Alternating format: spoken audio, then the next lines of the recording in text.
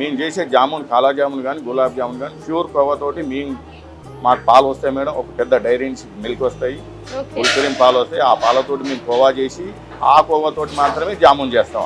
మేము ఎక్కడ బయట కొనం, లేకపోతే లేదని చెప్తాం.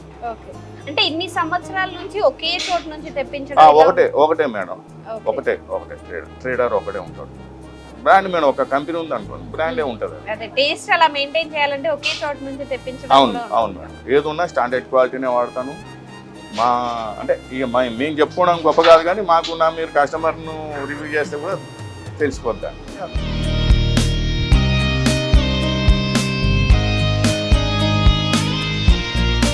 నీట్నెస్ ఎంత బాగుంటుందంటే ప్రతిదానికి యూనిఫామ్గా వర్క్ చేస్తారు అండ్ క్వాలిటీ కూడా అంత బాగా ఇస్తున్నారు. ఫస్ట్ టైం వచ్చి నేను టేస్ట్ చూసిన తర్వాత అప్పటి నుండి ఇప్పటివరకు రెగ్యులర్గా ఇక్కడికే మేము వస్తున్నాము. అందరినీ రిసీవ్ చేసుకుంటారు, ప్రతి ఒక్కరిని రిసీవ్ చేసుకొని మీకు ఏం కావాలి క్లారిటీగా తీసుకొని టేస్ట్ కూడా చూపిస్తారు. మనకి టేస్ట్ చూపించి ఇష్టం ఉంటే అది ఇప్పించేస్తారు. సో ప్రతిదీ టేస్ట్ చూపిస్తారు. రెగ్యులర్గా అయితే నేను కాజా తీసుకెళ్తాను, ఇక్కడ బాగుంటుంది, కాజా బాగుంటుంది, పూతరేకులు బాగుంటాయి, డ్రై ఫ్రూట్స్ లడ్డూస్ చాలా బాగుంటాయి, ఇక్కడ హెల్తీగా ఉంటుంది. బయట ఫుడ్ తినకూడదు అంటారు, కానీ ఇది నేను ఇంటి ఫుడ్ అంటున్నాను. మనం తినేది ఇంటి ఫుడ్. సో మీరు ఎలాంటి ప్రాబ్లం లేకుండా హ్యాపీగా తినొచ్చు. ఓకే, మస్ట్ ట్రై అంటే ఇక్కడ ఏదని చెప్తారు? కాజా అండి, చాలా బాగుంటుంది కాజా.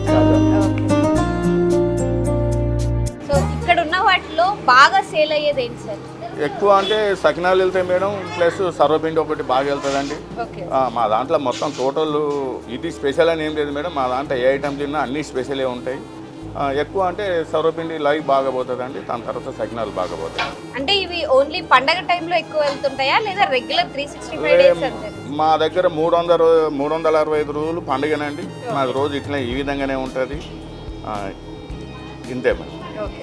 అండ్ బిజినెస్ స్టార్ట్ చేసినప్పుడు ఎంతతో స్టార్ట్ చేశారా? అండ్ ఇప్పుడు ఎలా ఉంది బిజినెస్ స్టార్ట్ చేసినప్పుడు మేము మా మేడం నేనండి ఇంకా ఒక 2 పర్సన్ తోటి స్టార్ట్ చేసినామండి. ఇవాళ ఒక 40-50 మంది వర్క్ చేస్తారు. అప్పుడు స్టార్ట్ చేసేటప్పుడు బడ్జెట్ ఎంతతో స్టార్ట్ చేశారు? బడ్జెట్ అంటే మాకు స్టార్టింగ్లో జీరోనండి, నాకేం తెలియదు. తర్వాత దీంట్లోకి వచ్చిన తర్వాత ఎక్స్పెరిమెంట్ చేసేసి మేము ఫస్ట్ రోజు 250 రూపీస్ అమ్మినామండి. First day 250 rupees. 250 అమ్మినాము. ఓకే, ఇప్పుడు ఎంత వస్తుంది సార్? అలా ఏమైనా చెప్పగలరా? ఇప్పుడు చెప్పడం నడుస్తుంది, బాగుంది. ఓకే, చెప్పకూడదంటారా? చెప్పకూడదని ఏం లేదు, కానీ బాగానే వస్తుంది.